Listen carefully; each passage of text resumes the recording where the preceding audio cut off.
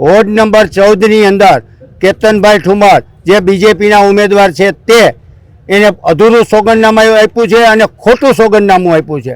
એને ડોક્યુમેન્ટ પણ પૂરા કર્યા નથી, એટલે અમે વાંધો ઉઠાવ્યો છે અને આ વાંધો આરઓએ અત્યારે પેન્ડિંગ રાખ્યો છે.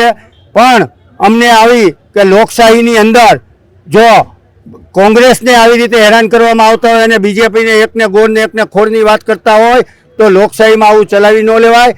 સંવિધાનમાં જે કંઈ જોગવાઈ છે એના અનુસંધાને અમે લેખિતમાં વાંધા આપ્યા છે. અને બીજી વાત એ કરું કે અત્યારે પેન્ડિંગ કહેવાની વાત કરી છે તો અમને એવી પણ દહેશત છે કે આ લોકો ઉપરથી ફોન કરાવી અને એ મંજૂર કરે, પણ અમે એની સામે લડાઈ કરવા સક્ષમ છીએ. ફોર્મ ભરવામાં ભૂલ નથી, ફોર્મમાં પૂરી વિગત જ આપેલી છે નહીં. ઉમેદવારની વાત ખોટી છે. અહીંના જે તમે પ્રેસ મીડિયાને હું કહું છું કે ગઈકાલે સોગંદનામું 10 તારીખે 11 તારીખે સાંજે 5 વાગે સોગંદનામું ઓનલાઈન આવી ગયું છે અને ઓનલાઈન આપ ચેક કરી શકો છો, એમાં ડોક્યુમેન્ટ પૂરા છે નહીં.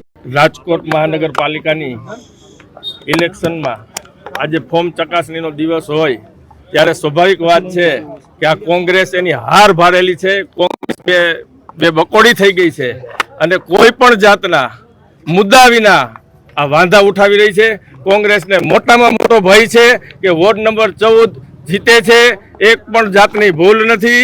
અને જે આ કોંગ્રેસનો વાંધો છે એ ખોટો છે અને આક્ષેપવાળો છે. અધિકારીઓને જે નિર્ણય અધિકારીઓને જે લેવાનો હશે એ લઈ લેશે. બાકી કોંગ્રેસ છે બે કાબડી થઈ ગઈ છે અને પોતાની જાતને હાર ભાડી ગઈ છે અને આવા ને આવા પડયંત્રો કરતી રહી છે. અભ્યાસના પૂરામાં ટેક્સ બાબતના મારું કોર્પોરેશનનું એમાં સર્ટિફિકેટ જોડાયેલું છે અને અભ્યાસનું જો એમાં લખાણ છે તો એ અત્યારે કાયદા મુજબ છે એ હમણાં લખાણ કરીને આપી દીધેલ. 26ના પરિપત્ર મુજબ એ લખાણ આપી દીધેલ છે. કોઈ પણ ભારતીય જનતા પાર્ટીનો કાર્યકર્તા છે એ હંમેશા ભારતીય જનતા પાર્ટીની સાથે જ રહ્યો છે.